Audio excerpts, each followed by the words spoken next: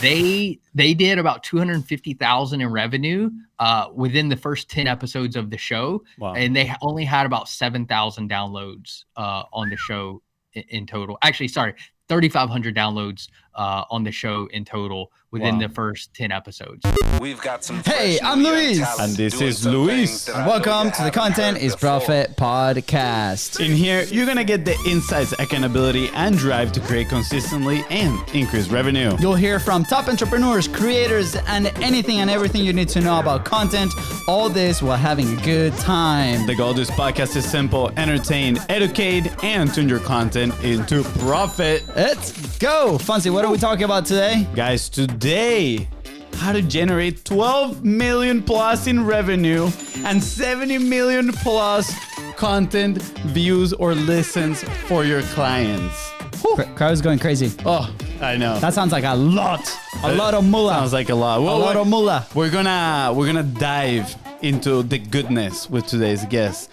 For context, he's an awesome agency owner, and he's been dealing with lots of clients, some really big clients, kind of like ClickFunnels. He actually, I think he did stuff for Republic too. You remember we had Chuck on the podcast? Chuck was awesome. Yes, yeah, so, absolutely. You know, this guy knows what he's talking nodding, about. He's like, yeah, they're amazing. All right, sounds good. If you guys are enjoying the show, go ahead and follow it. Make sure you're downloading each and every one of the episodes, all of them, because, you know, we have new people in here and you want to share it with everybody as well. So, you know, share the love. Thank you. Is that good? We need to streamline that part of the podcast. I know, it's all good. Guys, if today's episode help you move one step closer towards your goal, please don't forget to share it with somebody you care about and that you know this might help them take that next step. And don't forget to leave a 5-star review. Sounds good, Fonzie. So we are back with one of the most exciting content agency owners out there. We have known today's guest for a while, but finally we got him on the pod. That is right. Today's guest is the owner of Legacy Podcasting and the host of Content Funnels. Not to mention that he's the one person you'll see at every single event. We run to him like every single event. True facts. Also, he has generated an impressive 12 million smackaroos for his clients while generating more than 70 million, that's 70 million impressions on their content. Epico! Woo-wee! Guys, please welcome host of Content Funnels and legacy podcaster himself, Ryan Helms. Man, that was quite the intro. It's so special. Hey, yeah, we gotta hype you up. You know, we gotta launch the confetti. We left the confetti today, but you know, it's a party. Man. You are special, man. It's been so fun.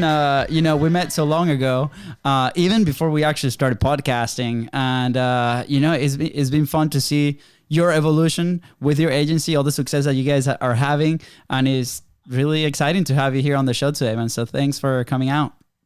Yeah, I'm pumped to jam with you guys. Hopefully we can bring some value. Yeah, absolutely. You know, let's start the podcast strong. I know we're going to go back and hear a little bit of your story, but, you know, so we can get people hooked from the very beginning. Why don't you tell us a little bit about the main concept of content funnels that you're using to drive revenue in your clients' businesses? Yeah, absolutely. So, you know, let's see, next month, December, will be 4 years that we've been in business with our agency. And I would say the first 2 years, we found something that most people discover at some point in their organic content journey. And that is that, you know, attribution is really tough in organic content. Like it's like if you're selling something on the back end, you have a product, a service, a widget, whatever, like you're getting sales from this channel, but you don't really know like which one is actually working. So we implemented what we call content funnels, which is our way. It's like our marketing lingo, right? This is how we sell it to clients, right? Paint the vision in someone's head. A content funnel sits on top of your normal sales funnel, and it serves the purpose of creating attribution in your organic content. So typically, when we build out a content funnel for someone, it is going to, you know, sometimes like a really sexy, just lead magnet, like an old school, like downloadable. Most often it's going to like a masterclass or a mini course or something like that, but something that is highly tailored towards your audience, which is another reason it's important to create like really niche content so that when you create that offer that it is like aligned very, very closely with that audience.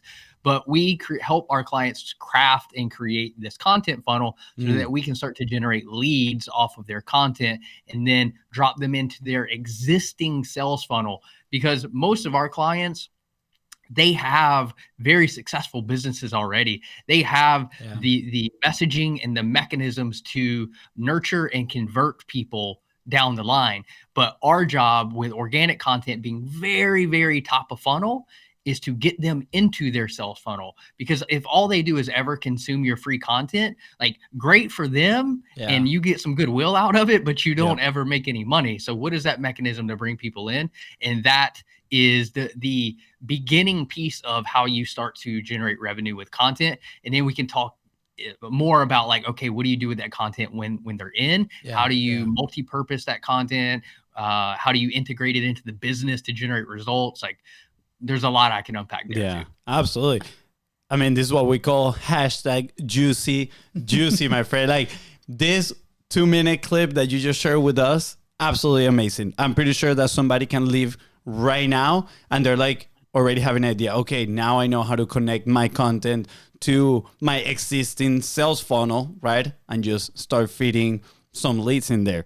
Now, you mentioned content funnel is kind of like your lingo for those listening right now. That is, and in my opinion, that is kind of like your UVP, your unique value proposition, right? That you're coming in is your own framework, I'm guessing as well, that you're coming towards your clients and you're sharing this with them and then you're hooking them and selling them your services, right? Which is absolutely amazing. So another kind of hashtag golden boulder in there for them is what is your unique point of view? What is your unique value proposition that you are presenting to your clients, right? Because how Todd Brown shared with us in the previous episodes, well, like 300 episodes ago, he shares that you need to have that kind of like unique mechanism, right? And I feel like this content funnels is yours, which is absolutely amazing. And it kind of came to be because, 4 years ago when we got into this space, there wasn't near as many agencies doing similar stuff as we're doing.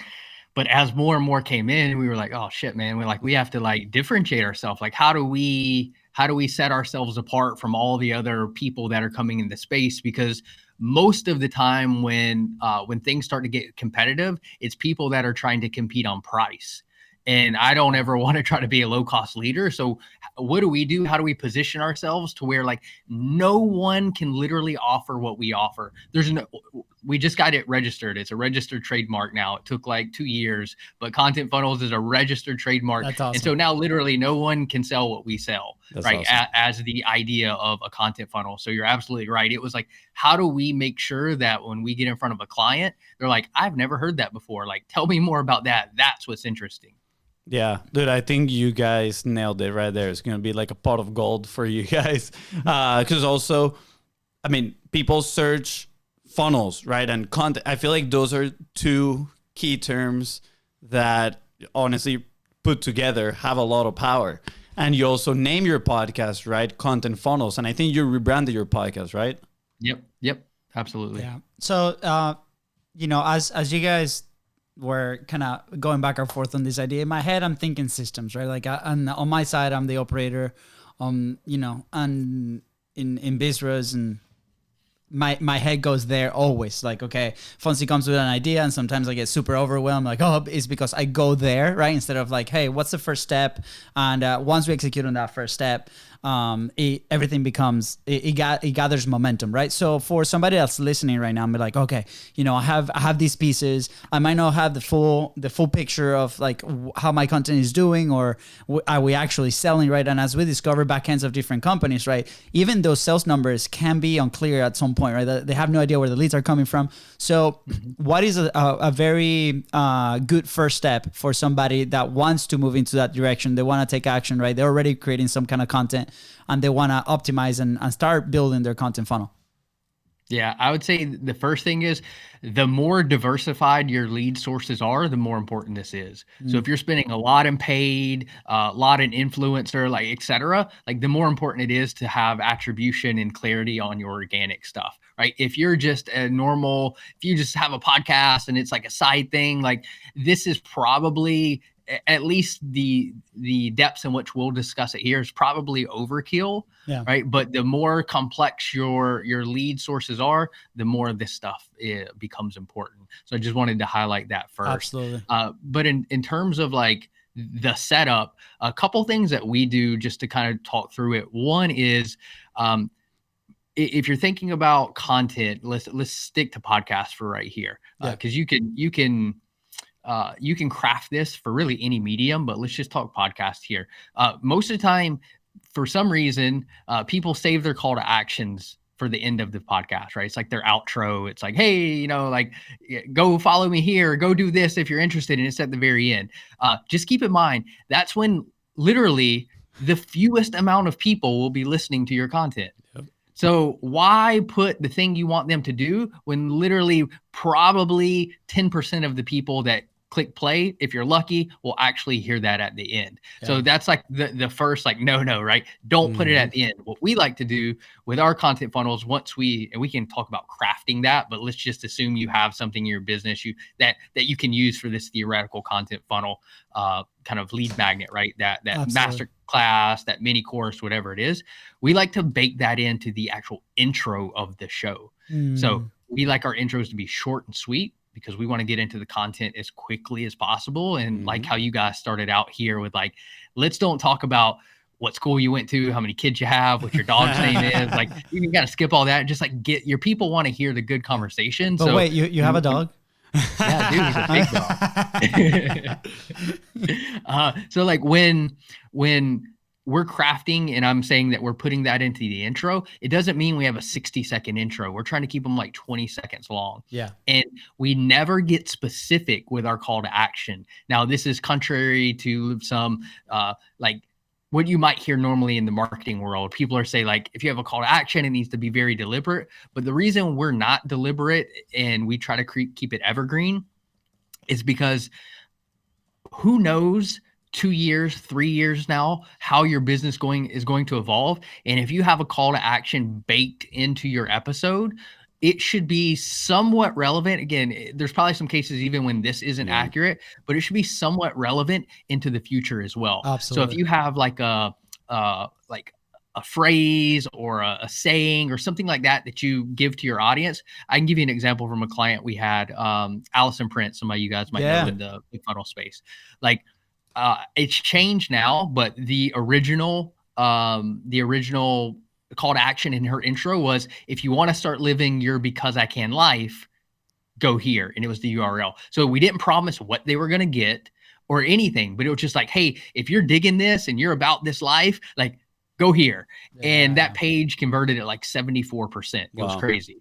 And all it was downloadables to her like manifesto, right? Her like community mantra of sorts, right? It was like the iPhone desktop wallpaper, like all this stuff. It converted like crazy, and that got people into her big sales funnel after that, right? They got the free thing from the content, then they dripped into her sales funnel, and now we have attribution, because when they opt into that thing, they're tagged in the CRM as podcast, right? So now we have some clarity into, okay, podcast people buy twice as much as non-podcast opt-ins and stuff like that, right? So that's like a big piece of it. And then if you're going to have some call to actions for whatever it is your content offer is, and just to specify something there, we've got a content funnel, but within that content funnel, we just call it, we're very original, we just call it the content offer. So the content offer is that mechanism. It's that masterclass. It's that mini course. It's that thing. And sometimes we'll run mid-roll ads. Again, super short. Like, everything we do is trying to keep people on the content. We're not trying to create a bad experience for them that's going to drive them away, but we do understand we have a business outcome that we're trying to achieve. So somewhere in that 20 to 40% range into the episode, we'll input a 10 to 15 second quick little mid-roll ad. Again, tie it in. Sometimes it's right back into the content. Sometimes the client will do that organically, but sometimes it's like tough for them to keep that top of mind and leave it in. Seems like you guys would be awesome at it though. So this is so funny, because yesterday, literally after the podcast that we recorded, we're sitting down and I'm like, dude, do you know what we should do? I think we should start doing like mid-roll organic ads, literally in the middle of the show. Be like, we're like, hey Ryan, do you got a second? Okay, Yeah, yes. we're So gonna by be the way, back. if you're all about the content is profit live, just go to contentisprofit.com, join the Facebook group, you're in the community, and come hang out. All right, example, right? yeah, but we're like, we should do like a full-on skit. Like when we say that, like come up with, like fake stashes for my brother because he You doesn't already have have one. a stash. Like whatever it is, and just like make it like a little skit. So I'm cracking up here because you're kind of like reinforcing that idea, and I'm like, oh man, this is so cool. You guys already tested it. Let's be right? clear. He's reinforcing the ad, not the fake mustache that I'm gonna be wearing. And if you want somebody that does that piece of it, that kind of organic ad spot, like better than anyone I've ever heard, is Andrew Warner from Mixergy. I don't know if you guys have ever listened to, dude, he crushes that. That is like his hidden talent, is just like how he can weave in these ad spots into just the natural conversation. And it's almost like it's all scripted, like how well he can flow it in together. That's awesome. I'm taking a note here. I'm gonna go check that out because that is definitely caught my attention. Yeah. Rand, this is awesome. It's coming from somebody that has been in the industry for many years, which is great, right? And you guys are doing this every single day. Mm-hmm. My question is, right, because when we launched the podcast, for the first 6 months, we were like, we're not going to look at data at all. We're like, we need to conquer consistency. We need to be consistent on this thing. And then you start seeing that data. You start like identifying, your 7-day trends, your 30-day trends, like on the content itself, right? Is it actually resonating? Is people sticking? Like how many episodes do they listen to? When is a good time, apart from since episode 1? I'm a big fan from episode 1. But right, a lot of the questions that we get is like, when do we actually see that transfer from the podcast to an actual lead to an actual customer, right? Like, does the podcast need to be at a certain level? It might vary per industry, I don't know. But have you seen a trend on how big does a podcast need to be for this to actually be a consistent flow? Yeah. So I would say it actually has nothing to do with the podcast. Awesome. It has to do with the offer that you're sending them to, the messaging on that page, how you deliver the message leading up to that. So I guess that piece does have to do with the podcast, but the podcast is a tool. It's a mechanism. It's like a transfer point. But if you're transferring them to something that has bad copy on it, it's a weak offer, it's not aligned with your audience, you're going to need 1 million people to get one conversion, right? But I'll give you an example. A client of ours, you guys were just in Boise, possible you met him, a guy named Kevin Clayson. He runs a business called, he's co-founder of Done For You Real Estate. Okay. They did about 250,000 in revenue within the first 10 episodes of the show. Wow. And they only had about 7,000 downloads on the show in total. Actually, sorry, 3,500 downloads on the show in total within the first 10 episodes. Moment of success here to all the people that think that they need millions of downloads, right? No, you don't. So thank you. Yeah. Well, and let me explain how that came to be, because one, they're in real estate, right? So there's some troll out there who's like, but their transactions are really big. Yes, that is true. But let me explain, like, because I mentioned earlier that you have the piece where you get their email, right? That the content offer, that's kind of the main part of the content funnel. But how do you integrate that content into the business downstream? So I said the more bigger, or not the more bigger, the bigger your podcast is, and the more complex it is, you in your business as well, you have the opportunity to look for ways to integrate that into your business. So in this example, what happened was they had been growing an email list for like 11 years, right? And all they had ever done is send them, like, again, this is a real estate company, just like boring emails that were like, here's the deals we have on the market. So like their audience, or their email audience, was just used to kind of getting these emails that maybe they skim, probably don't open, and just quickly archive. But when we launched the podcast, each episode got its own kind of story-based email that kind of told this story, brought people into the content. And this lady had been on their email list for 11 years and ended up doing like 150,000 in revenue with them. like in 150, that's not 100, that's not like one house, right? $150,000 house. That's like revenue, like profit that they brought in. She bought 11 houses with them. Wow. That's amazing. Yeah. And it came from, she was like, I got your email. Then I started listening to the podcast, and she was like, I had like no idea that you guys did all of this. And it's so clear that you know your stuff, because I just listened to 10 episodes and like, I'm ready to transact. Same thing. Another guy, he just sold his software company. This is that same kind of first few months thing. He was like, hey, I've got X millions of dollars that I'm ready to deploy in real estate. I want you guys to help me do that. Right. And it was the podcast that built the trust that someone shared to this guy who had just sold his software company. Yeah. And so like, there's other utilities of the content in your business. You just have to figure out how to weave them in.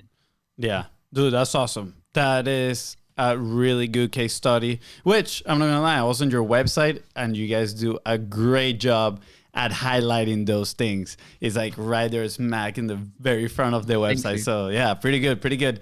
Yeah, I'm gonna play devil's advocate here, right? Like you said, there's some trolls that they're saying like, oh, their transactions are huge. This devil's advocate segment is not specific to that industry. But, you know, people are like, okay, I have my podcast, I have my email, my story-based emails, I have my content funnel, my content offer, I have everything set up, but I don't have people's attention, right? Now, are you driving attention to your people's podcasts and funnels to with paid traffic? Or is it all organic? Or maybe you're leveraging already the audiences that they have. Maybe it's a mix of everything. Yeah, we spend about $1 million a year on paid traffic. No, I'm joking. We don't do any paid traffic. We don't do. We've never done any paid traffic. Any of the numbers that I've said is 100% all organic. I wish we were talented enough to do a lot of paid traffic, but it's just it's not our expertise. It's not the lane that we run in. So yeah, that's all organic. Awesome. And I'll kind of unpack that a little bit. You guys are entertaining, right? You come on, you put on a show at the beginning, right? You make it interesting.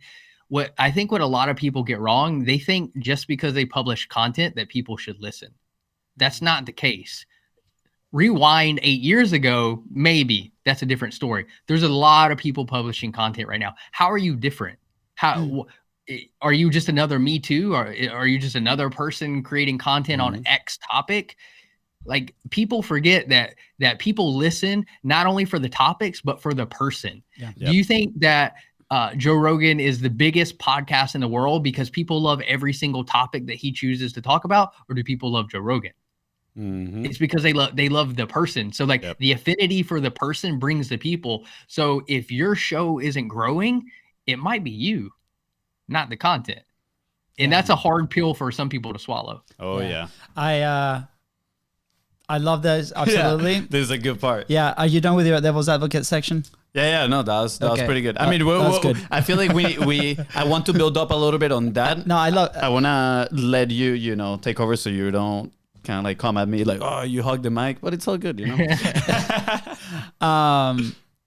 We've talked a lot about the experience, right? Of this, right? We talk about the platform, right? Whether that's a podcast, whether that's a YouTube channel, like what's your platform? And then what's the experience that you can create with that person that you're connecting with? So in this case, you, Ryan, right? And then after that, like what that experience looks like, because that's the first person in the audience is your guest, right? So if you're utilizing your platform to create opportunities, whatever those look like, right? Referrals, just friendship, connections, opportunities like on the back end, that's super important. But at the same time, right, that also applies to the people that are listening and consuming your content right off the bat. One of the number one comment we get every single time is, I love your energy, right? Like that's the one thing that we're like, perfect. Like that's the thing that we need to lean on. And like, how else can we refine that experience in our show to create a memorable thing, not only for our guests, but for the people that are coming in, right? And every single time we're going into that. And it's been funny because we've been highlighting some of the interviews that we did in the first like 100 episodes, right? And you can see the difference. you can see the difference in the conversations from today versus the difference from the conversations from like a year ago, right? 2 years ago. And you're like, where is the gap, right? And the gap comes from consistency and putting in the show and improving on the feedback that we get from everybody, like the cues that our guest tells us. And what you're saying is so important, right? Because that's how you level up the podcast consistently over time. And then, right, that trust, that authority, all these elements go up, and then they can make that transaction with you later on. I'm curious, right? How do you deal with somebody if you get a client that maybe lacks on the personality side, right? Maybe he's a little bland on the podcast, or that you see like there is potential improvement on the attractive character side of things. How do you deliver that to them, and how do you work on that with them as well? Yeah, good question. I'll start with saying I don't think this is for everybody. Like, we've had clients come in, and as someone that that runs an agency, you know, I've struggled with this from a like, am I taking their money standpoint and knowing they aren't going to be successful? But here's where I landed on this. As an agency owner, it's my job to put them in the best chance possibly to succeed. And if I feel like myself and my organization are the ones that can do that, it is my obligation to help them try to achieve their desired result. That does not change my opinion that I think that this isn't for everyone. I'm just going to explore that with them, try to coach them as best as I possibly can, give them the best tips and tricks on what to do, what not to do. But at the end of the day, if their personality, like who they are, like deep rooted down as an individual, isn't built for this, like you can't fit a square in a round hole, like that. And that's what some people are trying to do. If you gave it 4, 5, 10 years, maybe, but most people either financially can't afford to work with someone like us for that long on an experimental basis, or B, they don't want to work on it that long.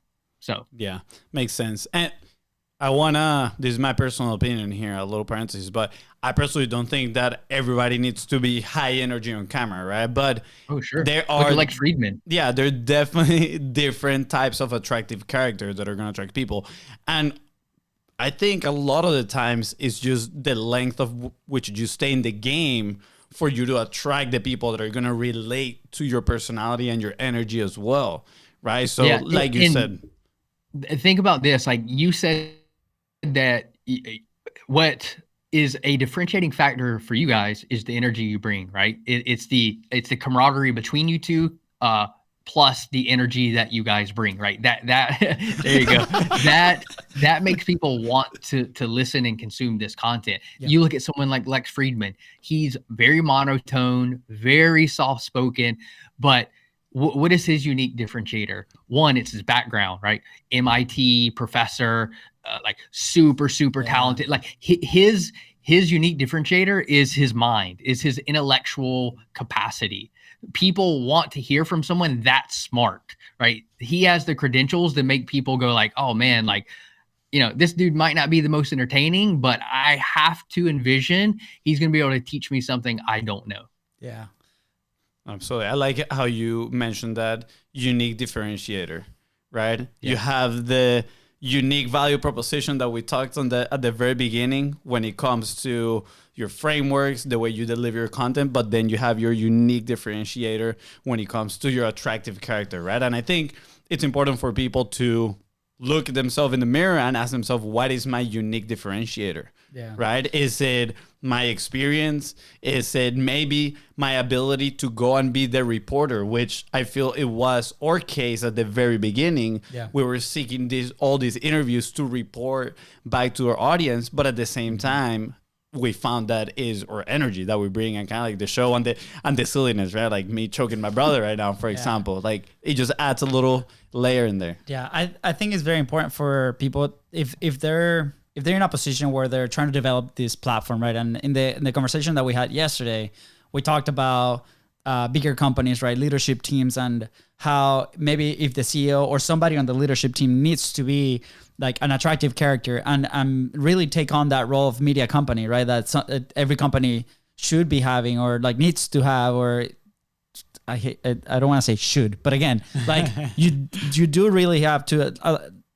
The companies that don't evolve as a media company are going to have a really hard time, right? So who's that one person, right? And in this process, there's going to be a lot of personal growth. And I go back to even a year before we launched your show, a year before we met you, Ryan, like we tried this thing, right? And we didn't have the personalities. We're trying to like model somebody, and the format was not there. There was a lot of friction, right, in the process, on not only internally, but out there. Like we were adding all these things. And we grabbed the equipment after 5 times and put it in the closet, and it lasted there for a full year collecting dust, right? And it wasn't until we made peace with the fact that, hey, here is our level in creation mode, right? Here's our level. We got to be very honest with ourselves, and we're okay with that, and we're just going to go, right? And I think a lot of people skip that part. They don't even go, and they don't look inwards, right? And be like, hey, am I okay with this, right? Especially if you are in a leadership team, right? If you're in a leadership team, maybe your personal development is, at a point you would think, but still, when it comes to you being in that phase, it can be challenging. So, looking back at your journey with your podcast, right? Because you have a very successful podcast as well. How was that process for you? How were you? How do you find your unique, differentiator? How do you move forward? Yep. Awesome question. And I was actually just thinking about this recently. So it's definitely top of mind. So the unique differentiator we've been talking about so far is the individual. You have to remember that there's something else that can be a unique differentiator, and that is the actual content itself. Mm-hmm. So if something's going to be different, it can be you as an individual, or it can be some facet of the content. And if we look at the content in particular, so on the recent episodes of Content Funnels, my podcast, the interviews, they're all short. They're all less than 15 minutes. So the differentiator I was going after in this scenario was, I was saying, okay, there's a lot of people doing interviews like we're doing right now. This is a long form interview where we're talking about content, right? How can I be different than content is profits? How can Content Funnels be different than content is profit, right? So my angle was like, well, I'm going to interview people, but essentially we're just going to deep dive on one very specific topic, and it's going to be short and sweet. So that was a mechanism I used to differentiate myself from a show like this, right? That's just one way to do it. It could be that maybe you only do solo episodes. Maybe you do interviews and they're all 3 hours long. Like, I don't know, but there's a lot of things that you can do to differentiate how you do it. If you look at one that does this really well is what's it called? Side Hustle School. Chris Belio or Chris something, right? I forget his last name. But it's all scripted. So there's a lot of people sharing these like startup, side hustle, entrepreneurial type stories, but his are all scripted. And that's his unique differentiator. So like, what can you do outside of yourself? How can you structure your show to make it different? I love it. And that's kind of what I've done. Awesome. I love this. Right. So follow-up question to this, and then Fonzie, you good?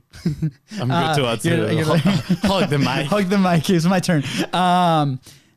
You mentioned earlier, and this is going to circle back to this moment, right? You circle back, you're like, hey, we have this idea and we put it out there. It's like our hypothesis, is it going to work, right? How long before you decide to pivot, right? Because we all know that content, especially podcasting, is about the long term, where long vision, like over time. So do you even pivot, right? Do you commit with this? What's your decision? What are your thoughts around this, right? Because we started with interviews, right, on our side on that. Well, we actually started with solo episodes for like 20, and then we're like, we're running out of things to say. We need to learn more. Let's go and find the experts, right? So we brought the experts in our network. We started having those conversations, and then fast forward, now there's a mix of this, something a little bit more specific, something more casual, and our solo episodes as well. And it's been a very awesome balance, right? So how do you decide when you need to pivot? When you're like, yeah, this did not work. Let's go. Right.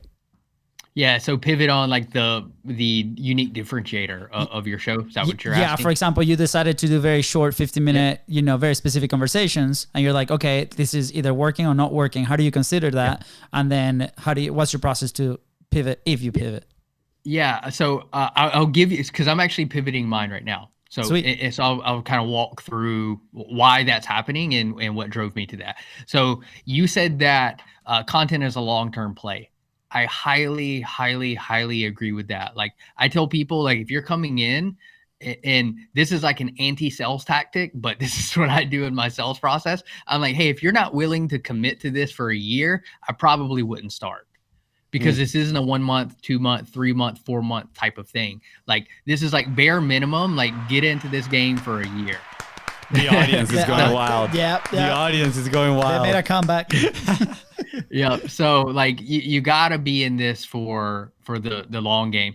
And so what I did was I was looking at the conversations I was having, and I personally wanted to get deeper into the conversations. I looked at the outcome that I was trying to drive with my podcast. I'm not trying to drive people to sign up for a masterclass or a mini course or whatever this thing is. Like I'm targeting, my goal with my show is relationships. And typically, most of the time in all the conversations I've had, there's two goals that are being sought after from a client. They're either looking for more massive downloads, reach, exposure, which is typically tied back to like, I want opt-ins and leads and stuff like that. So that's goal one. Goal two is relationships. The strategies around the content with these two goals are very different. Yeah. So when I looked at the goal that I'm trying to have, which is relationships, the format of the show that I had was not conducive to the result that I was trying to get with my show. So I opted to switch up my unique differentiating factor around the shorter interviews to focus on longer stuff. So that's just a quick on me personally on why I did that. Yeah, I love it. And I'm sure it's going to help somebody that's going through that at the same moment asking the same question, right? So yeah, love it. I will say, don't let that be your out though. Don't give yourself an excuse to change. Don't like seek out the reason that isn't there. Like, well, Ryan said that he wanted to do it, and this has been difficult, so maybe I should try that. Like that, oftentimes that's the wrong way to approach it. Like there has to be like some logical reason you want to make this switch. Yeah. How do you, Fonzie? Question for you. Like, have you ever thought about pivoting the show? Never.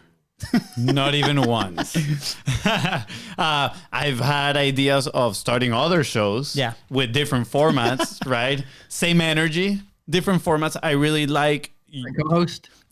Maybe a co-host. No co-host. No co-host. I mean, we all know who carries this show over here. Idea. But this is fun because I was actually thinking about this morning. Same in my head. There's many ideas of shows and different things, and at some point we'll build a network. Maybe not our own shows, but collaborating with other people. But idea just to like document the experience. Fonzie launches a show, I launch a show, different styles, different things, right? Like committing to like the things that we really want to talk about and document. Pick a bro. Hashtag pick a bro, legit, and see what happens. And I think that could be like a really cool experiment to do. And within the companies, I mean, the goal is to still talk about the things that we do. It's just Fonzie has his style, I have my style, and then we'll probably attract people that are along those lines as well. So I think that could be a cool experiment. Putting that idea out there. Sorry. Hashtag Pick a Bro Networks. This one's going to be fun.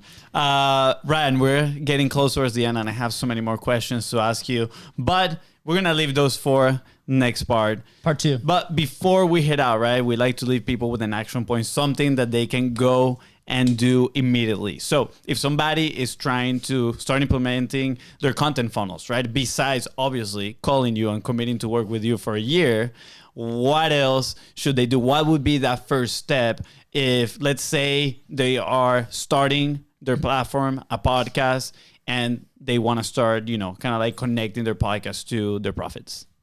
Yeah. I'm going to give you an answer that I want to give that doesn't necessarily completely tie to what you're saying there. Oh, good. So to give people like something actionable they can do, because again, I've been, I'm not going to pitch it here, but I'm working on a course in the background. So I've really been formulating some of these ideas in the past. And here's one that I really believe in. So a lot of times people are trying to find a new audience, right? More, not new is a bad word. They're trying to find new people to come into their audience, right?